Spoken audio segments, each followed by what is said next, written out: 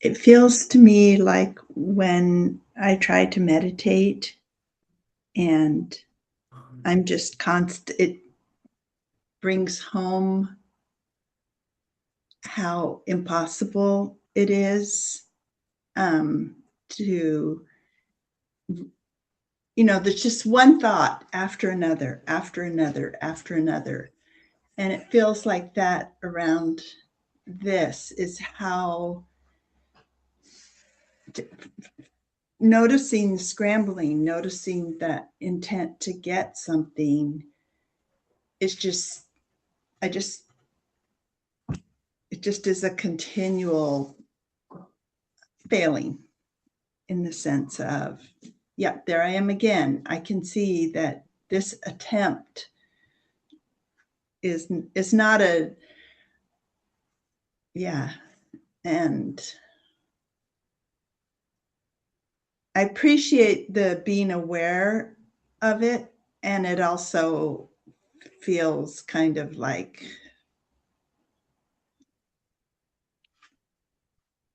I don't know how, I don't, yeah, I guess what I think maybe I'm piggybacking off of Han's question is maybe just the more that we are aware of that and the more that we practice it, that then sometimes you get a little space where maybe there's, Yeah, yeah, thanks for asking. I think that's a great question.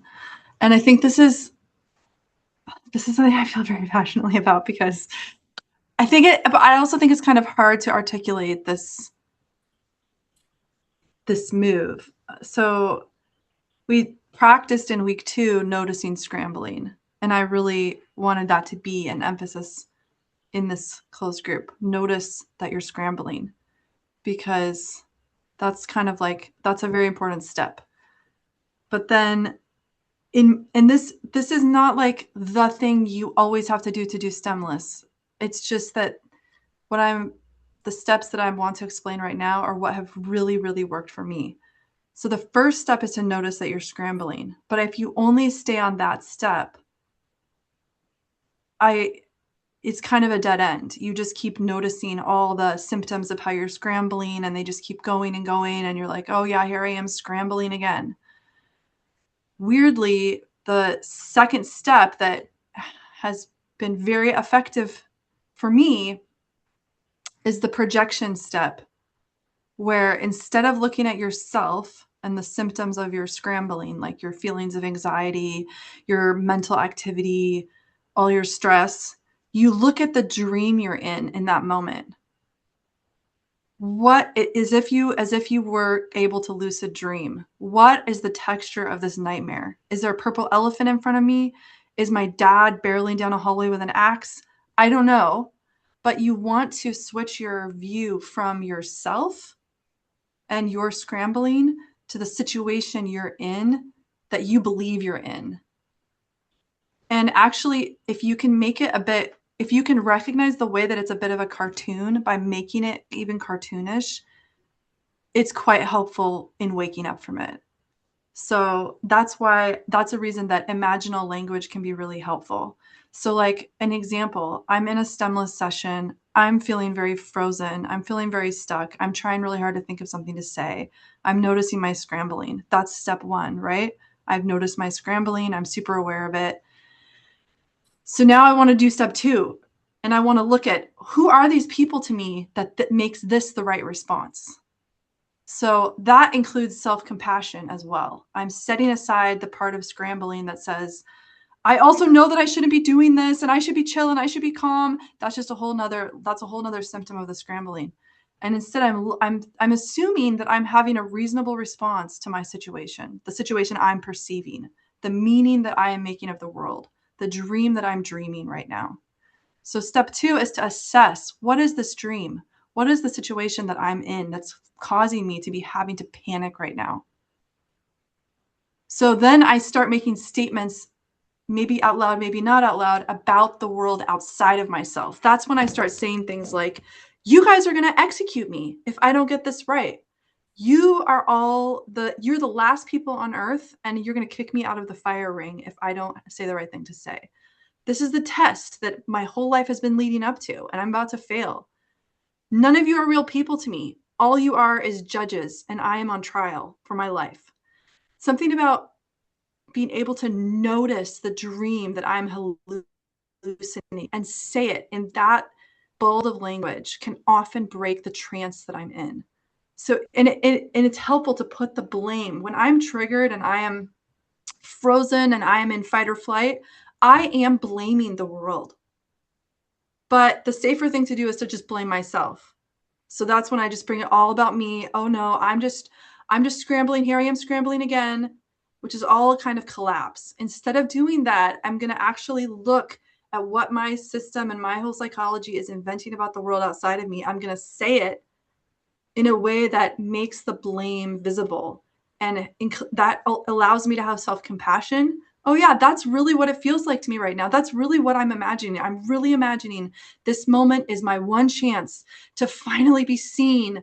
You guys could save me if you just see me and understand me. If I just have this breakthrough in stemless, then I will be saved for the rest of my life.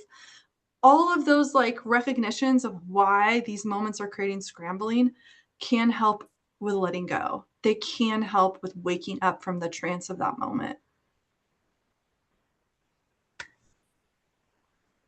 So this is an incredible tool. Like part of what is so amazing about stemless is you can say things like, you are all holding knives.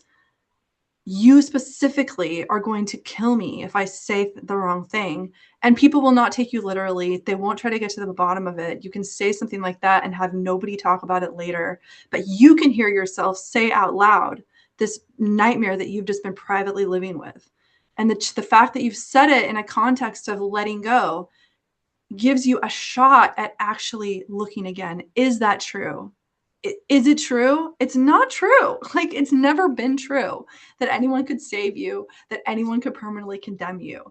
And this is an opportunity, this space, to name those hallucinations and practice letting them go, to actually look again. Oh my God, you guys aren't, like, what are you really? You're not my hallucination. So really want to recommend for you doing the second step. You've crushed it on the first step. You're very clear that you're scrambling. Now, why are you scrambling? What am I? What is Hans? What is this? What is this moment? Why is this a moment that it's appropriate for you to be scrambling so hard?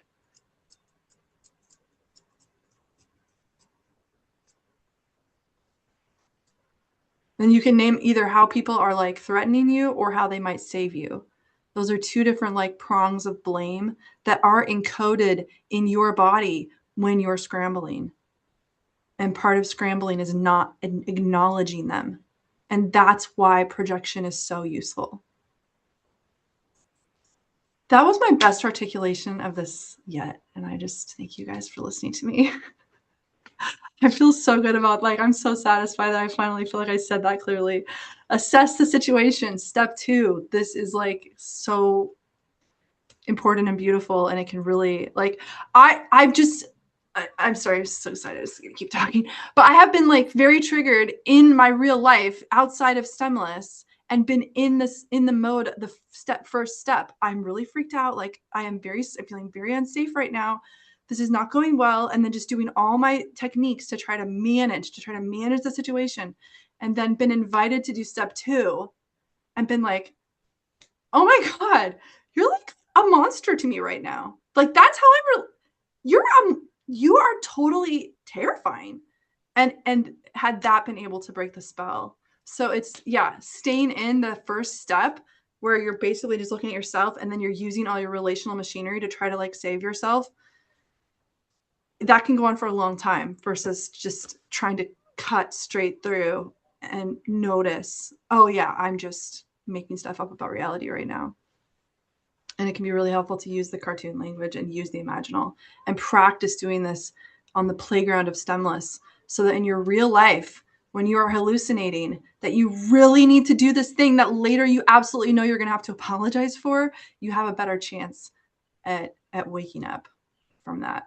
I guess then the thing is that even if I'm if I'm just in my own head around this and I see, oh, this person is a, you know, knight in shining armor. And if I can only get what I feel like I need from them, then I'll be saved. Or the vice versa, that there's this giant threat. Then even if I'm just doing that inside myself and that waking up and being like, oh, good grief, that's ridiculous. Then I have the opportunity to be more present to the reality. Is that what I'm trying to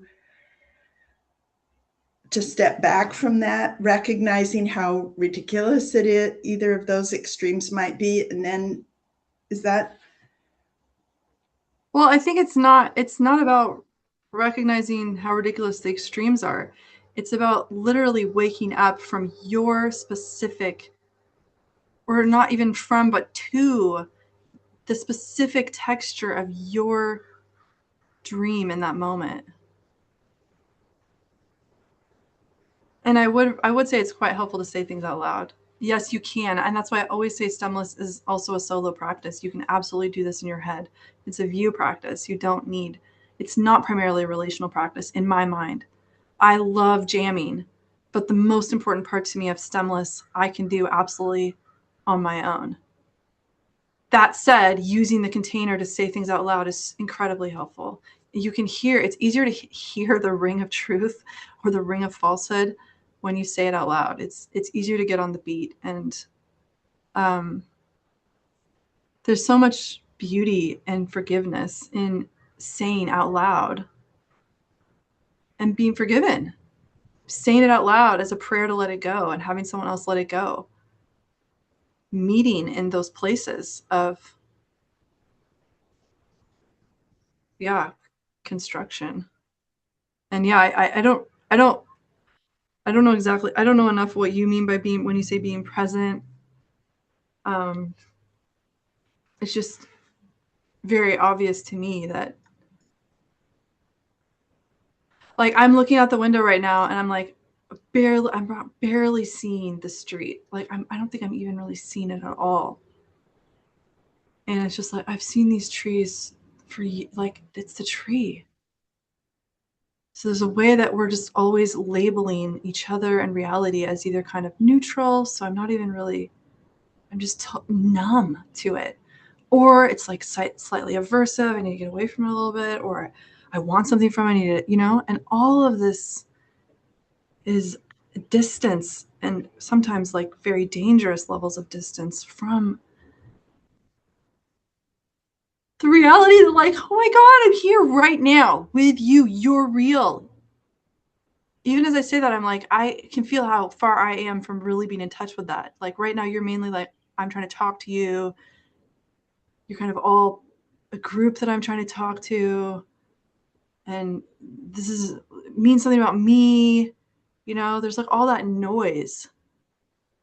And if could think of like the moments where you could break through that and you don't need anything from anyone, and you're not trying to get anything from them. You don't need them to change. You're just, for a moment, you're just there, able to just encounter the preciousness of any moment with another being, or just to be alive, just to have the lights on in there.